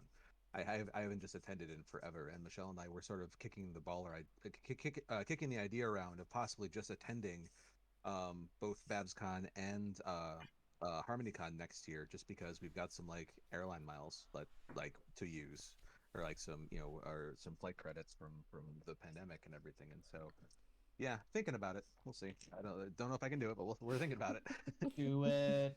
Sounds like a good plan. Go. Swoop swoop. But I think the closest I've gotten to attending a pony convention was RU BronyCon, and that's because most of the stuff happened after dark when I don't have anything to do and I could just walk around with my they assigned me what was effectively a bodyguard more than a translator. ah, Oh, that's pretty cool. like broad Um shoulder and muscular, or like I'm gonna ninja. Hiya. if you've ever heard the term Big Bertha, that would be the description of this lady. Oh, wow. okay. Because I swore she could pick me up and suplex me. So you felt Suplex? very safe, is what you're saying. But I spoke enough Russian that most of the time she didn't have to step in and translate for me. But they were genuinely, because of the current political climate over there, just worried that something would happen. Ah. So they just assigned like this nice big babushka to walk around and make sure that nothing happened to me. And I'm like, I love these people. Thank you. That's very nice. One thing that I usually also ask, of course, now we already heard how Fiaura got into the fandom and the ponies and the show. How did you guys, or when did you guys first like learn about ponies? Was it like Gen 1, Gen 4, or random, or like how did that happen? Let's start with Rocklock because you're in the back and we want to hear you as well. So, when I was like around 2009, 2010, I spent a lot of internet time on a website called Memebase or cheeseburger.com.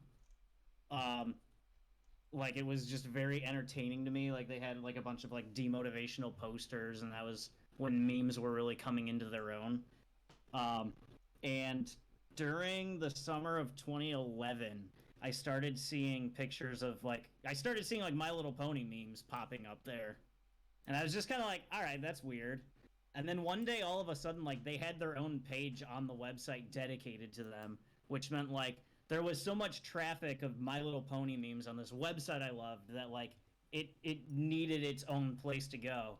And at that point, I was like, "What is happening?"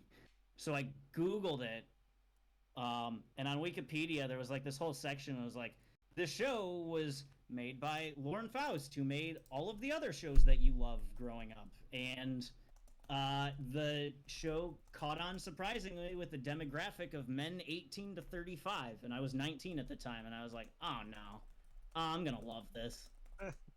So I have this theory that if you're trying something new, especially if you're going to watch something, it's always better if you have someone else there.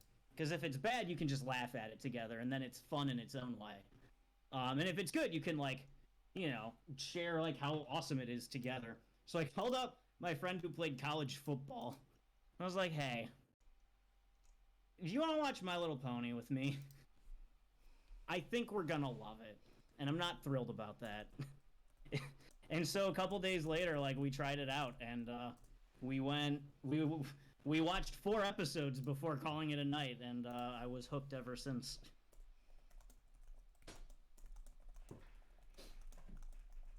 Also, the Dragon Shy episode, kind of early on. If anyone remembers the part where they're like just starting to go up the mountain, and Fluttershy was like too scared to fly. And Rainbow Dash says, "What are you waiting for? An invitation?" And then Pinky like pops out of nowhere with one. I fell off my chair laughing, and from that moment on, I knew this was the best thing ever. Nice. So, I do have a suggestion to people in general. Hmm?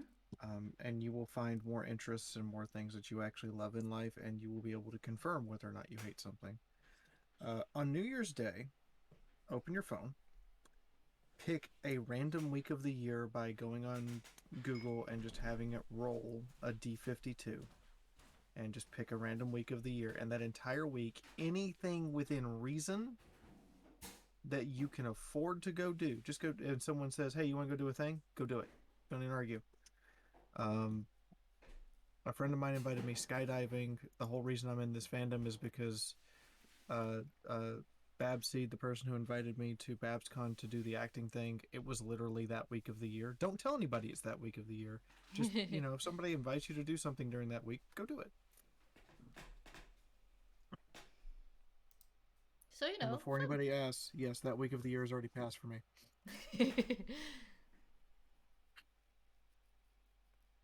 Can I ask what week it was, since this already has passed? This year it was Labor Day weekend. So it was the first week of September. Did something fun happen? Or did nothing happen? My friend Jennifer in Pennsylvania invited me skydiving. That happened this year? Yeah. I said Oh. I couldn't go, but I would make it up to her when I was in PA again and go skydiving. So I have tentatively agreed that the next time I'm in Pennsylvania, I have to go skydiving. Okay. Yeah. Nice. I just realized the amount of fear and terror that invokes in me that I have volunteered to do this. Yeah, I'm just like, no, I might be a Pegasi, but I like my feet on the ground. At least when it comes to that. Like, I could maybe do, like, what's it called? When you jump from mountains, like we do here in Norway, but jumping from plane, no. In English, that's called base diving. Okay, base diving. Thank you. Or base jumping. That's actually a little bit funny. So, what, Locke, Michelle, and Charlie, would you guys jump from airplanes or base jump? I would. Yeah, I think I probably would. I watched a video recently of hang gliding. Oh, yeah, And- that's nice. That looks like so much fun to me. And so I Googled some places and I was like, wow, that's expensive. Never mind. Yeah, it kind of helps if you have a childhood friend that does it on a regular basis and kind of are like, hey, can't you come up here and visit me in Voss so we can do the stuff here? And I'm just like, I don't know. I'm scared. But yeah, I'd absolutely do any of the fun jump from high places things. Yeah, as long as it was like a reputable business that like had a reputation of like, people like not getting dead or injured, then yeah, I would do it. Like not getting dead. always making people Love not get it. that. Okay, okay. I need to not become sleepy hyper. Thank you. Have any one of you? Oh, I know Fiora does play Dungeons and Dragons. Do any one of you play any stuff like that? I actually, as soon as this is over, am jumping into a D&D game. Hey, nice. Michelle Michelle and and I, Charlie? we haven't. At least on not really. I never had. It was just not something any of my friend groups did when I was like growing up. So I just never really had the opportunity to. I just wasn't around it or anything, which maybe I needed better friends. I don't know. But Also, I didn't um, find it until I hit my 22 years okay. old, so no worries. So still no like close like local close friends that do it, which I know a lot of people do it online now. But yeah, I never got into it, and I'm into so many other things now. I just don't know if I would be able to fit in the time that I would want to put into that. Because whenever I do something, whenever I get involved with something, I can't just do it a little, or just like Have to kind go of all do the it. way. I'm very much an all in kind of person. So like yeah, for me like dabbling in hobbies is not really a thing that happens. Yeah, Um, I know the type. I'm looking at one of them. My um, dearest is sitting next to me. I'm just like, yeah, somebody who can never do something halfway. They always have to go all the way. Yeah. So the I guess. closest that Michelle and I have done, unless Michelle played D&D when she was in high school and hasn't told me about it, um, No, it's a no, hard no for me.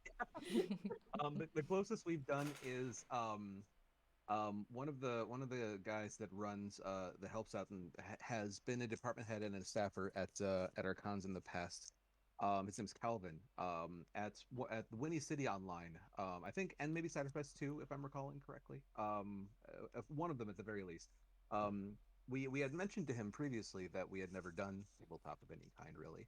Um, like at least as far as that kind of thing goes. Michelle and I, we play board games a ton, but that's different. Um, Yeah, board games he, are a lot of fun too, so no worries. yeah, oh, we love board games, especially cooperative board games, but that's a whole nother topic I can get into. But no, Calvin asked us if we wanted to try doing like a one shot like session with him, like as a panel, like for Winnie City, and it was of Dr. Magnet Hands, which is I don't know if that's a thing that people know, but that's what it was called. And so it was Michelle and me, and I don't remember the other two people that were It on it was with us. Vivid. Vivid was Vivid, so good at it. Hey, yeah, Vivid! He's been here before. He's awesome.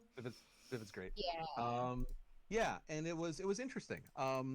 It I was terrible for me. I don't think I could D&D because I don't know, I don't get it. But then when we did that, it was bad. I like blue screened. I didn't know I was gonna have to like act out roles, and then they were like, Michelle, you're like a purple handed goblin monster. What does a goblin monster do? And I went like just absolute silent on like an online convention panel, which is not good. And like we didn't have cameras on. It was like ROC, so it was just quiet time for me, and everyone was like, "Oh shoot, this is not bad." And I could not participate. I had like that's not my strength in life. So I don't think I'm a D&D'er, but cool for those who do.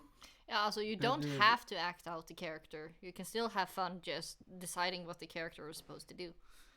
Sorry, Fiora. Vivid, Vivid runs a D&D game for his birthday and streams it for charity, and I'm just like, I could not both run the game and stream it for charity on the same day. Yeah, but you Um, you also have a lot of RPGs now, or have had a lot of them. You have well, the Fallout Equestria one, and what I do is I try to find like people who are making cool stuff for tabletop games like D&D and Fallout Equestria and stuff, and I'm like, okay, send me one of your staff as a GM. I will pay them, and I will show off everything about your game and try to get as many people interested in it as possible, just so long as you're willing to keep running the game. Moonhup's been running Fallout Equestria on my channel for over 4 years. That's a decision I both regret and love, but at the same time, yeah, that's basically what I do. Is I bring on GMs who I know can act it out and do exactly the opposite of Michelle. I love you. Yeah, no, it Um, was real bad. It was like not, I'm sure everybody was like, this is awful, but yeah. Yeah, when we're talking And, about people being wonderful and people you have met, Tank Dad is probably gonna do something soon, isn't he, Fiora?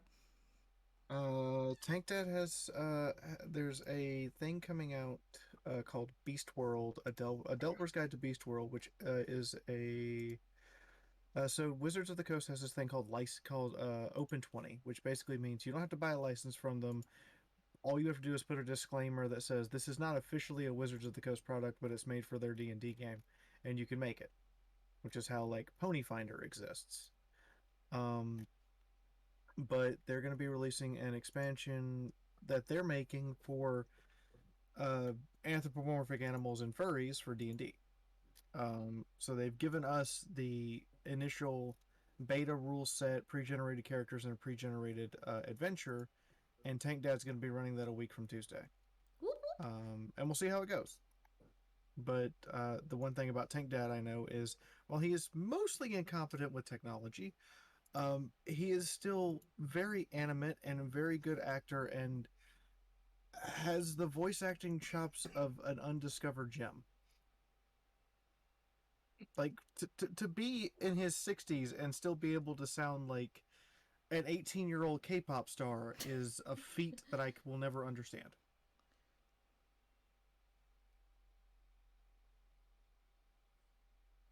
But that's what he's doing. I hope I didn't just lose connection or kill everybody. Nope, you're No, we can still. hear you. So yes, Michelle, that old skinny man you met can sound exactly like a female K-pop star for a solid hour without breaking his voice. Oh. I would listen to that.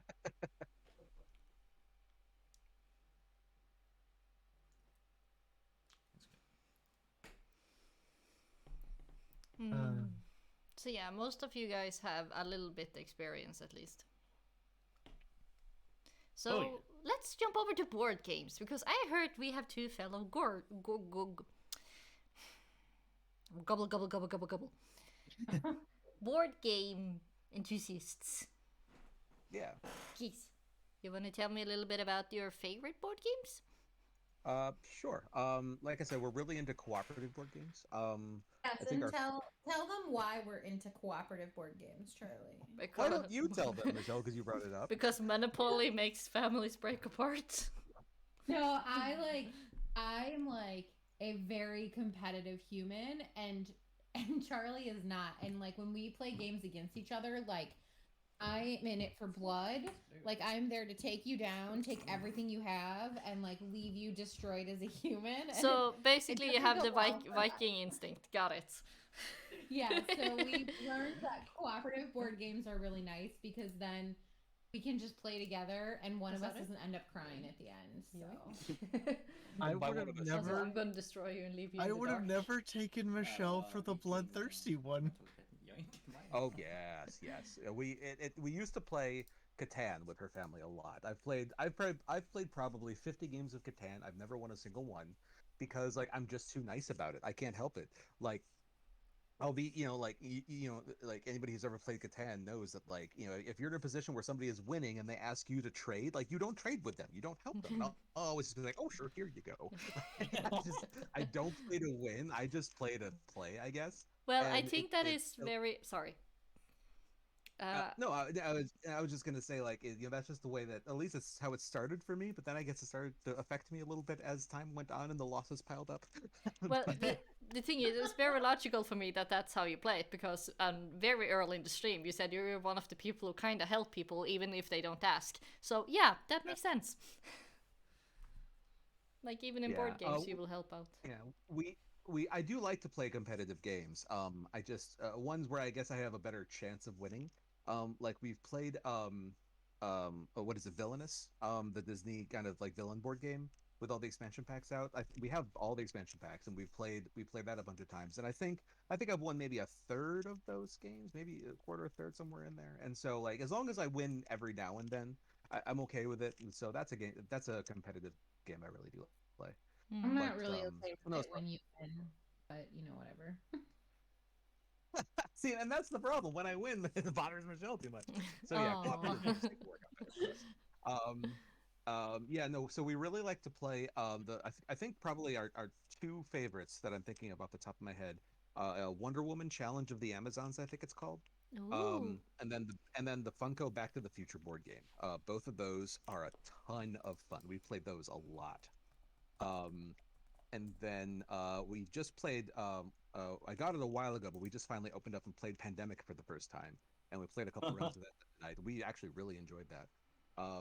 And then there's a bunch of others, but those are the ones that are coming to the front of my head. Shell, I don't know if there's any others that came to your mind. Yeah, I think those were the ones that we play most often. We played this like Star Wars game. I can't remember if that was cooperative or not, but I remember I had to kill Chewbacca, and that was like the end for me. It was like I can't ever do that again. It like cut me on like a really deep level. So Not Chewbacca. That one was not cooperative. It was what was that called? It's like Star Wars. It's right next to you in the closet if you wanted to look real quick. But it's like Outlands or Outer Rim, maybe it's called something like that. Um, yeah, that was fun. But yeah, that one was not cooperative. I did get like the old school version of Mall Madness for Christmas 2 years ago, like the one I had when I was a kid, and that has been giving me life. I love Mall Madness. Like it's just amazing. My mom Yes. Yes. Yeah, okay. God. Sorry, I have a running joke with my friends that Mall Madness is the greatest game of all time because it is. It is. It was like you got to use a credit card when you were like 8 is the best game. I had an older sister growing up and she had it, and so we played that game a lot, and that's a fantastic game. Okay, my Just quickly confirmed the game was Star Wars Outer Rim. I'm dropping a link into the chat in case anyone's curious. yes, Really fun please game. do that. Sorry, I So- just got really excited about Mall Madness. Mall It's Madness. okay. Look, I Michelle, think we our need next to panel. play. Yeah, no, I'm totally bringing it to the next convention, and we're gonna play it at staff party. Yes. It's just gonna be me and Luckrock. How long does a game of Mall Madness take? Well, there's two versions of it. You can play the short version or the longer version. So there's the one where it could take like, 20, 25 minutes. There's one that could take like closer to like 35, 45. That's a panel. That's a panel right there. Oh my god, the Luckrock and Michelle Mall Madness panel. I'm totally here for it. Oh Yes. boy. So, All right, I'm writing that down. so Fia, do you have any board games you're fond of? I have a lot of board games I'm fond of. That's good. When I was 16, I worked in the Birmingham Galleria Mall at a place called Nord's Games, Yee. which ceased existing in like 2009, sadly. But they didn't sell electronic games; it was all board games. And we had. I think my favorite game I ever got to like break out and play test was a game called Bootleggers. And the game is you're a 1920s era mobster during Prohibition. Compete against each other to see who can make the best alcohol and sell the most booze. Yep. And that's all it is you're literally just competing against each other to sell alcohol. And to me, that was just a ton of fun because the amount of times that people would make agreements or alliances to do things like open a new speakeasy or create a new casino and then stab the other person in the back to oust them out was pretty much the core of the game. And I'm looking at Michelle like, I would not want to play that game with Michelle because I would suspect that any chance she got, she'd be like, Shank, it's my casino now. Oh man, it is not one of my best qualities. Like, I really need to grow as a person, but like, I will pitch a board game across the room when I am like, I've always been really competitive though, like played sports growing up and stuff, so it's just like inside of me. But yes, I'm like the dirty, rotten human that like does everything below the board, like so no one knows, and then all of a sudden I'm just like, gotcha! I win everything, and I just like to see the sadness on everyone's faces. So a sour loser and sadly a bad winner that does the table flip. Yeah, pretty Yes, much. I'm sorry, but that's the titles. It's really true. Yeah, but you don't know how well you would fit in with my biological family. Like me and my mom is like the only two ones that doesn't get angry, sad, or upset if we don't win. Like my brother, my father, my uncles, my aunts, all of them, like all of them can do the table flip at any given time. And me and my mother is just like, okay, but don't hurt the cat or anything, don't hit anyone.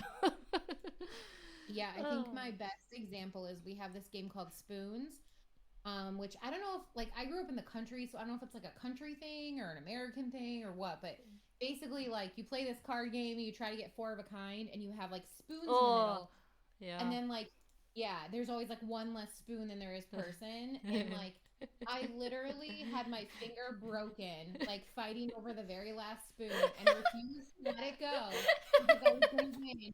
And so I had like a human, like a whole human, drag me like up a flight of stairs and down a flight of stairs and break my finger, and I still got that darn spoon. Oh, Gigi. How did this come up? I stepped away for 2 seconds. Oh no, stop. I cannot have a laughing episode now. Calm down. Sorry, this is just a bit too... We were talking about my aggressive nature when it comes to winning things, and then I was giving them my spoons example.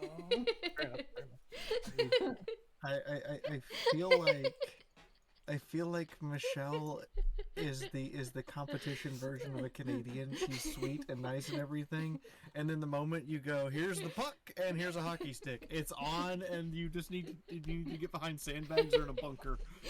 You lost 3 teeth before you even know what happened.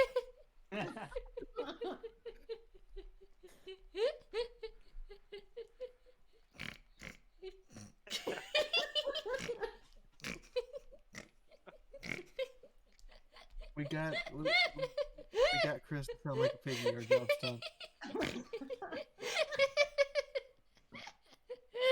I can't breathe. Hey, Charlie. Yes. You brought up that you started playing Pandemic. Yeah. Back in like 2014, I had a group of friends who would get together like once a week to play board games. Yeah. And one time we played Pandemic. We won. But then afterwards we realized that like we read the rules wrong. And we made the game we made it a lot easier than it's supposed to be. And then we realized like how difficult the game could be. And we weren't prepared to live with like letting the world die to a pandemic on our consciences. So we all just collectively agreed never to play the game again. Oh my god, look, it's so funny that you said that because we won the game, but to win the game, you don't have to like stamp out the disease, right? You have to like, there's a different objective, so there can still be disease on the board, but you still won. Yeah. And I was like, I can't have this, Charlie. Like, I understand that we win, but like, I can't walk away while there's disease in America. So like, we had to keep playing so I could stamp out all of the disease. I have okay. I have had at least 30 people over the years who've played Pandemic, and I've never heard of anyone winning. Oh, really? Yeah. Unless Michelle and I did something wrong, we won the first game, but we actually think we got really, really, really lucky with the cards. And with the players that we chose, I was the medic and Michelle was the researcher, and so we were able, like, I was, especially once we found cures, I was just be able to move through regions and like stamp out the disease and everything. Second game we lost, badly, very badly, and then the third game we won, but it was really close. One suggestion I have for playing that game that we all found makes it more fun is anytime you do something good, you do like a little parody of, I think it's the $6 Million Man, where everyone just shakes hands and just goes, doctor, doctor, doctor, doctor, congratulations, doctor. It's very dumb, but it is very entertaining. I remember a board game, and it was one of those 90s games that had the voiceover device in the middle that would say stuff over and over again, and my little brother and I played this for a very long time. But it was called Space Station AI War, and basically a space station had an AI that hacked all of that was trying to launch the nuclear missiles on the ground, and you had to go up and stop it. And I remember this because it would taunt you constantly, and there was no way to play this game quietly or be not, and you wouldn't be like mad at the other players because you're cooperating with the other players. You would just be mad at the game. That's funny. What game was this? That Space Station AI War board game. I'm trying to remember the name of it, but I remember my little brother and I played it so much that we actually went through like 6 packs of batteries one summer, just throwing batteries into this game.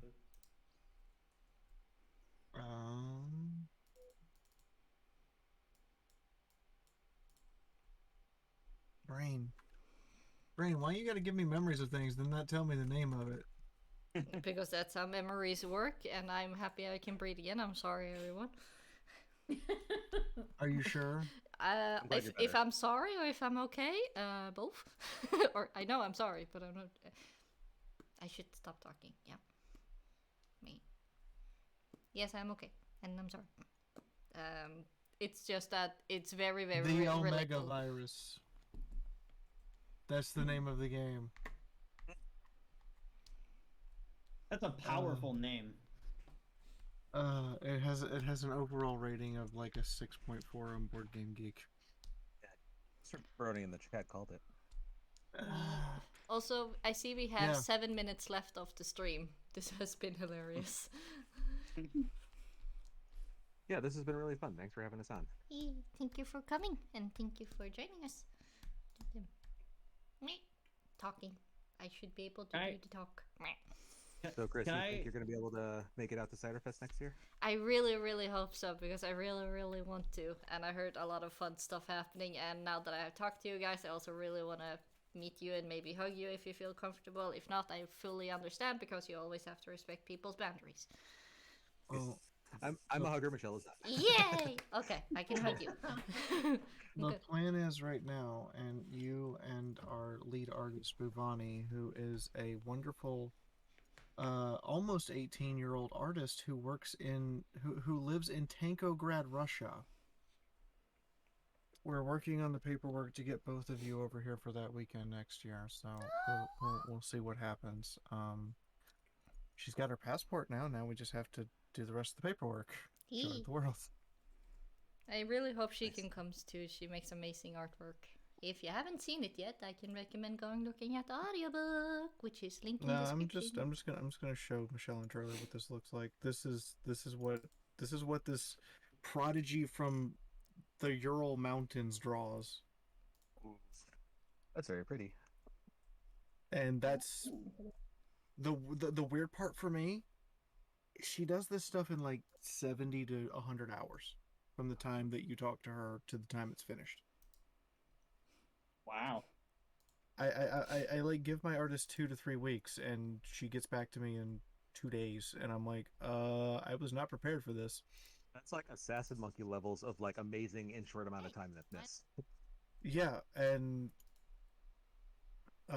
but yeah, I want to bring her over here for the for Ciderfest next year to just kind of sit at my table and offer to draw things for people, and she gets to keep all the money because this is what she does for a living at this point. Neat. Only one of her parents can work. The other one has some residual effects from having lived too close to Chernobyl for too long. But this is what she does for a living, and she lives in literally the middle of nowhere, Russia.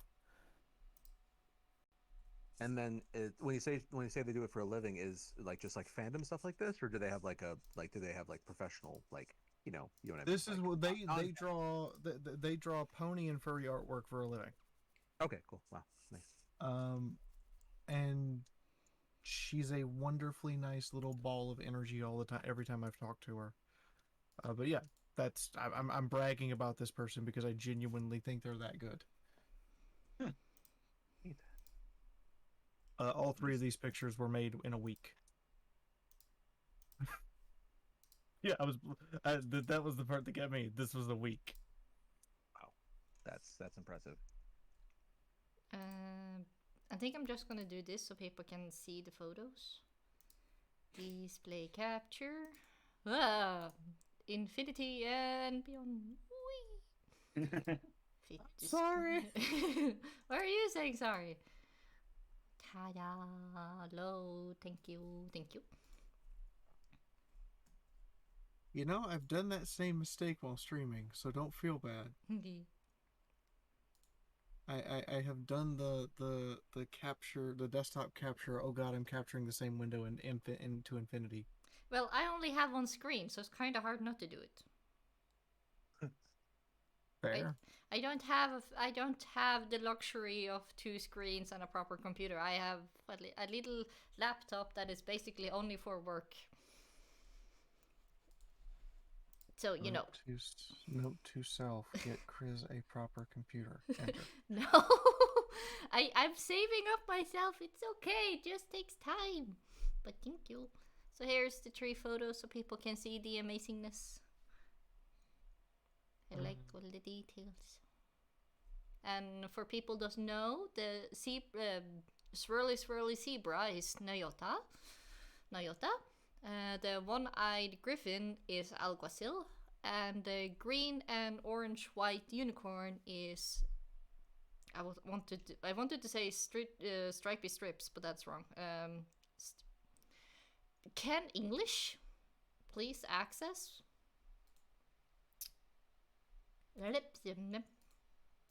Kom igen, jag kan sagt. It's just sketchy. Thank you. Mouth come out. Sorry, anything else. It took a second for the stream to catch up so I could see who you were talking about. And then we have Nayota again. One of the background characters. The blue one. I only know the Norwegian names of Oldofen.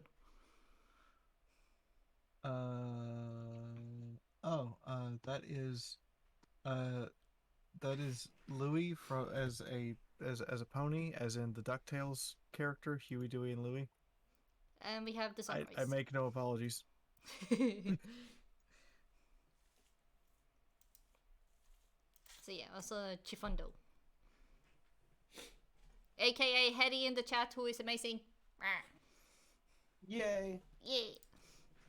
And with that, we have 1 minute left. So I'm gonna let you guys say your outros or goodbyes or anything in between that you want to say, as long as it's safe for work. I'll go first then. I just want to again thank you for having us on. This has actually been a lot of fun. Yay! And yeah, definitely hope we get to meet you sometime in the very near future, Chris. And Me then yeah, for Michelle and me, you can find us on Twitter. I'm Tech Charlie, TEK Charlie, and Michelle is Shellberry Smash. Yep, links in the description in the about. If you click on a picture, you get to Charlie. If you click on the Stuffy Wuffy underneath, you get to Michelle. Yeah. And then, yeah, come to Ciderfest, come to Winnie City, volunteer for Ciderfest, volunteer for Winnie City. Apply for panels and community guest stuff and musician stuff and everything. One way or another, please come be involved in Ciderfest or Winnie City. But yeah. Yeah, I just want to say thanks for having us. It was really fun. It's nice to get to talk to people outside of the convention, and it was really nice to meet you, and I hope we get to meet in person one day. Yay, thank you. I hope so too. Thank you for having me. It was a lot of fun. Come to Ciderfest, come to Winnie City, where I'll be doing paneling things. Check out Pony Music. If you're going to be going to TrotCon next month, I have a panel that I'm really excited about that I've been working hard on all year. I'm going to release my top 100 Brony songs of 2020. Where I'm literally going to spend an hour and a half running down the 100 songs I thought were the best in the fandom from last year. I listened to all of them. I put a lot together for it. It's really exciting. And then also, I have a new song coming out next week about my favorite G5 character. So, youtube.com/Luckrock Music for that. Whoop whoop. First off, come to Ciderfest. You can anybody can come to TrotCon. Come to Ciderfest. It's actually the one convention every year that I'm just like, when's Ciderfest? Okay, that's the one convention I know I have to go to. All right, now let's go arrange the others. And actually, speaking of music, we have a new original song that will be coming out at TrotCon in December. that is a 5-part Weird Al Yankovic Pinkie Pie project. Oh, is that one? Lord. Yeah. Yeah, the dead. That I regret poor life decisions on. Sorry. And that will hopefully be ready by Ciderfest. I know Ari, the Fiery Secretary, i.e. Josh Scorcher's wife, is super excited to be singing that. We're just waiting on a vocal guide to be ready and complete. And then we'll get that done.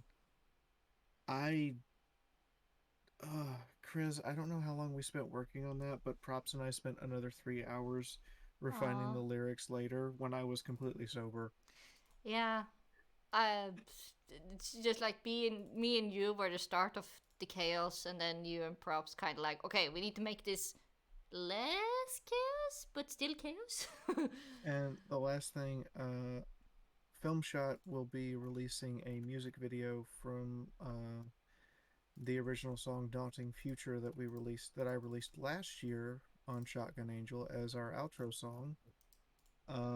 And with that, we will also be releasing a bunch of new SFM assets for anybody who's an SFM animator. That includes zebra models, instructions on how to change the stripes, as well as a fully functional griffin.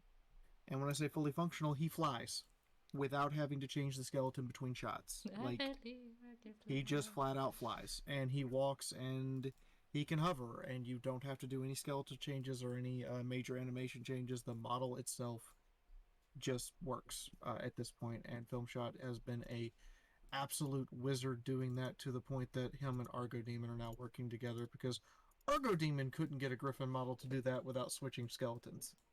Master Code is asking a very important question. Does he have the karate shop action? The what? Karate. Oh, karate chop action. Maybe. Giddy good. Sorry for cutting you off. But yeah, sadly, nobody else that I know is streaming, and Fiaura will stream in an hour or something. I'm Today? actually going to go eat dinner and immediately start streaming afterwards. So in about 45 minutes. Okay, yeah. So hopefully you guys can jump over there. But since nobody else that I know is streaming right now, we will not host anyone. But I also want to say, Final Sight, thank you for the sponsoring art today. I am apparently sponsored by Ciderfest. This is a long time running joke with Final and the Chill and Chat streams, because at the very start there was a joke about, Chris is being sponsored by the owner of Walmart, so he started making a lot of different arts, and then just every Chill and Chat after that he's made something like this for Chris is sponsored this week by drumroll, and get something that we talk about. So thank you for that. With that, I want to say stay safe, stay kind, and stay brown, everyone. Bye!